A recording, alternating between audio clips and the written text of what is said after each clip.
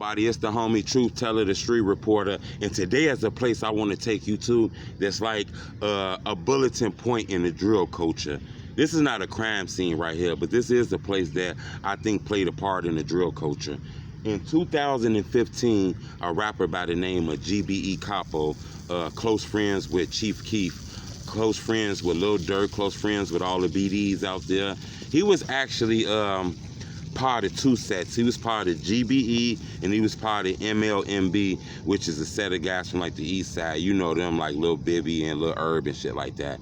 But GBE Capo was actually killed in Chicago in 2015, I believe in July, chilling on the block when a car and a guy walked up on him and gave him a headshot. You know, he's out there with his homies chilling. Next thing you know, black, black, black, black, black, black, black, black, black, black, black, black. They get the blicking, okay?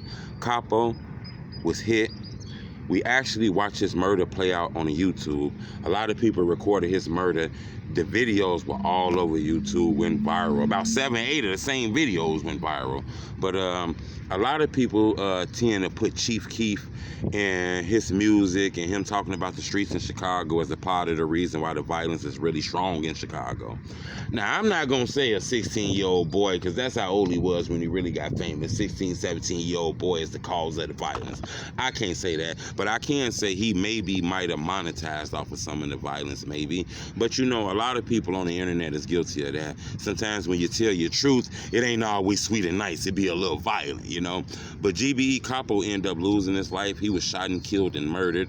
ChiefKeef wanted to do something nice, okay? He wanted to throw a concert in Chicago that's gonna show his hologram and shit like that. He wanted to throw a concert, and all the money made from the concert, he was gonna donate it to GBE Capo family, help with the funeral and help with life after Capo and shit like that.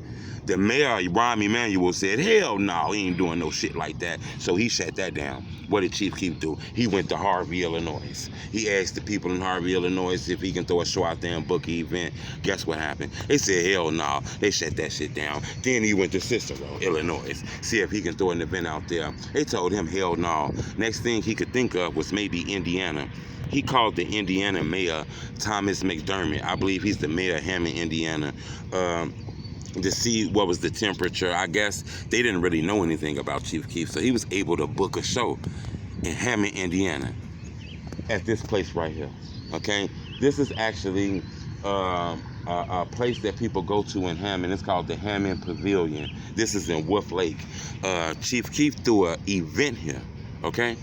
It was a big time, not ChiefKeef didn't throw an event, I got it wrong. It was a big event called Craze Fest. They throw it every year here where they give out free food, book bags, and all kind of shit, and throw free music concerts. It'd be rock and roll music, R&B music, all kind of shit. But this time, they had ChiefKeef as the last act. So he was able to book it here. He did a performance here, but it wasn't him. It was his hologram, okay? The mayor didn't know anything about ChiefKeef booking the show here, okay? Even though they say they contacted him, they didn't know anything about it. Rahm Emanuel got real pissed off that a motherfucker next door to him would allow ChiefKeef to come out here, okay? ChiefKeef actually threw a show out here. Let me show you, cameraman, check it out.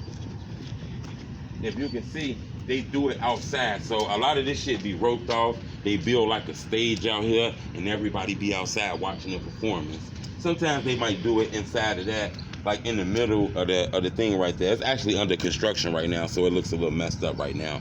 But he threw a concert out here where it was a hologram. A truck and ChiefKeef hologram was on the back of the truck, was gonna perform, okay? It was supposed to perform about maybe 7 songs.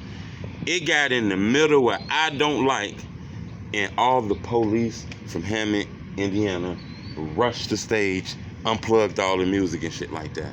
Told everybody to get the fuck on.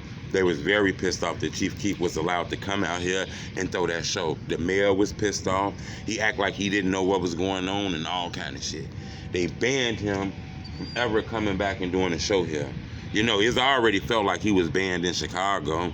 I kind of found that wrong, because even though it got music you might not like, I think something about that violates his rights to make it where he can't perform, you know? But who am I? I can't tell you the law like that. I'm just a blogger.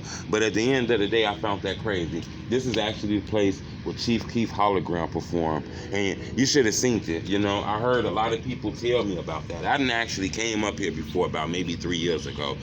It was like another event up here. I think he had like Ludacris and shit like that.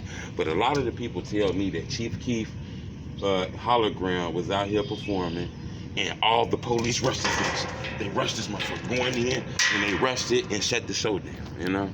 Crazy event. I wanted to show you this shit here because there's more things going on in the drill culture, more monuments and more things in the drill culture than just people losing their lives and shit like that.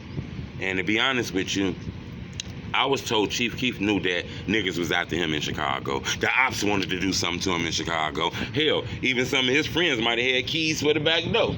I'm not saying that, but I think this day, when the mayor of Chicago banned him, Harvey banned him, Cicero banned him, he was able to throw a show out here, and then the police came and shut it down. I think that was the moment ChiefKeef realized he needs to get the fuck away from this area. He needs to get the fuck away from Chicago or anywhere close to it.